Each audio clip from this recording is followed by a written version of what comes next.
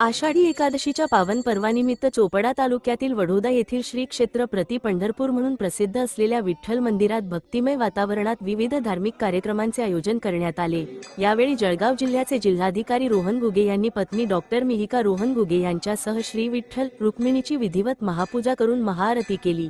या सोहळ्याला महाराष्ट्र विधानसभेचे माजी अध्यक्ष अरुणभाई गुजराती, गोकुळ पाटील, तहसीलदार, गटविकास अधिकारी, विविध विभागांचे अधिकारी, लोकप्रतिनिधी तसेच गावातील भाविक मोठ्या संख्येने उपस्थित होते।